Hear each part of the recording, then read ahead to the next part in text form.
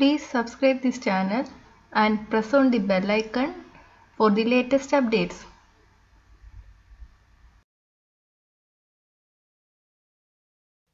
ഇതുണ്ടാക്കാൻ ആവശ്യമുള്ള സാധനങ്ങൾ ബദാം 1/2 കപ്പ്, ബസ്മതി അരി 1/4 കപ്പ്, പാല് 1/2 ലിറ്റർ, ഏലക്ക പൊടിച്ചത് 1/2 ടീസ്പൂൺ, നെയ്യ് 1 ടീസ്പൂൺ, വെള്ളം 2 കപ്പ്. ബദാം പായസം എങ്ങനെ ഉണ്ടാക്കാമെന്ന് നോക്കാം. അതിന് വേണ്ടിയിട്ട് 1/2 കപ്പ് ബദാമാണ് എടുത്തിട്ടുള്ളത്. ഇത് കുറച്ച് വെള്ളം ഒഴിച്ചിട്ട് 30 മിനിറ്റ് കുതിരാൻ വയ്ക്കാം. ഇനി ഒരു 1/4 കപ്പ് ബസ്മതി റൈസ് എടുത്തിട്ടുണ്ട്. അതും കുറച്ച് വെള്ളം ഒഴിച്ചിട്ട് 30 മിനിറ്റ് കുതിരാൻ വേണ്ടിയിട്ട് വയ്ക്കാം. അപ്പോൾ 30 മിനിറ്റ് കഴിഞ്ഞിട്ടുണ്ട്. നമുക്കിനി ഈ ബദാമിൻ്റെ തോല് കളഞ്ഞെടുക്കാം.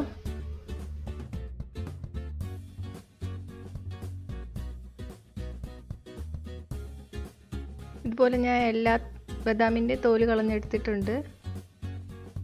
ഇനി നമുക്ക് ഈ ബദാം അരച്ചെടുക്കണം. അതിന് വേണ്ടിയിട്ട് മിക്സിയുടെ ജാറിലോട്ട് ബദാം ഇട്ടു. ഇനി കുറച്ച് പാൽ ഒഴിച്ചു കൊടുക്കാം.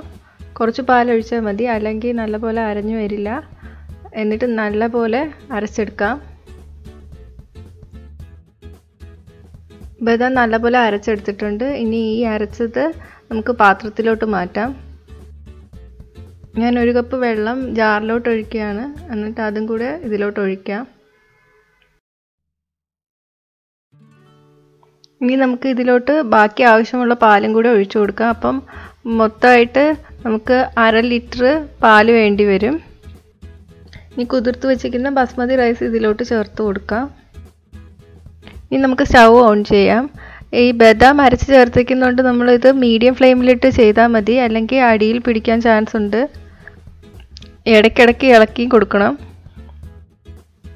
നേരത്തെ പാല് മാത്രമേ ചേർത്തിട്ടുള്ളൂ. ഇതിൽ ബദാം അരച്ച് ചേർത്തിരിക്കുന്നതുകൊണ്ട് നല്ലപോലെ കുറുകി വരും. ഇപ്പോൾ വെള്ളം ആഡ് ചെയ്യണം. ഇപ്പം ഞാൻ 2 ഗ്ലാസ് വെള്ളമാണ് ആഡ് ചെയ്തത്.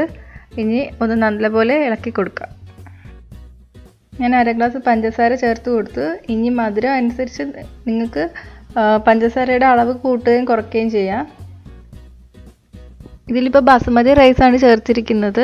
അപ്പോൾ പായസം വെന്ത് വരുമ്പോൾ അത് ബസ്മതി റൈസ് ആകുമ്പോൾ നീളത്തിൽ ഇങ്ങനെ കിടക്കും. അപ്പോൾ അത് കാണാനും ഒരു ഭംഗിയാണ്. പിന്നെ മറ്റേ റൈസ് ഇടുമ്പോൾ പായസം കുറച്ച് കട്ടിയായി പോവും. പിന്നെ അതിൻ്റെ ടേസ്റ്റും വ്യത്യാസമാണ്. രണ്ടും ഇട്ട് ഞാൻ ചെയ്ത് നോക്കിയിട്ടുണ്ട്. ബസ്മതി റൈസ് ഇട്ട് ചെയ്യുമ്പോഴാണ് ടേസ്റ്റ് കൂടുതൽ. ബസ്മതി റൈസ് ഇല്ലെങ്കിൽ സാധാരണ റൈസ് ഇട്ട് ചെയ്താലും മതി. പാല് തിളച്ച് തുടങ്ങിയിട്ടുണ്ട്. ഇനി നമുക്ക് ഫ്ലെയിം സിമ്മിലോട്ടാക്കാം.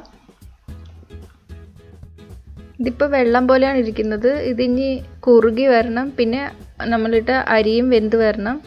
അപ്പോൾ ഇത് വെന്ത് വരുമ്പോൾ പാത്രത്തിൻ്റെ സൈഡിൽ ഇങ്ങനെ പാട പോലെ വരും.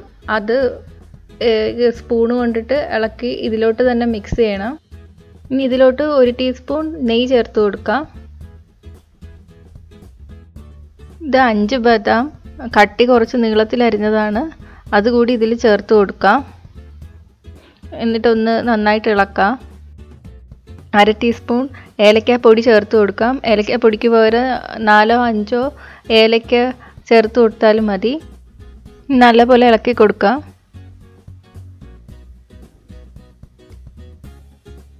ഇപ്പോൾ അരിയൊക്കെ നല്ലപോലെ വെന്ത് വന്നിട്ടുണ്ട്. പായസം കുറുകി വന്നിട്ടുണ്ട്. നമുക്കിനി ഫ്ലെയിം ഓഫ് ചെയ്യാം. നല്ല വെറൈറ്റി ടേസ്റ്റ് ആയിട്ടുള്ളൊരു പായസമാണ്. എല്ലാവരും ഉണ്ടാക്കി നോക്കുക. എല്ലാവർക്കും ഇഷ്ടപ്പെടും. Hi friends, thanks for watching. ഈ റെസിപ്പി ഇഷ്ടമായെങ്കിൽ ലൈക്കും ഷെയറും കമൻറ്റും ചെയ്യൂ. സബ്സ്ക്രൈബ് ചെയ്തിട്ടില്ലാത്തവർ സബ്സ്ക്രൈബ് ചെയ്യാൻ മറക്കല്ലേ. പുതിയ റെസിപ്പീസ് ഉടനെ ലഭിക്കാനായി നോട്ടിഫിക്കേഷൻ ഐക്കൺ ക്ലിക്ക് ചെയ്യൂ.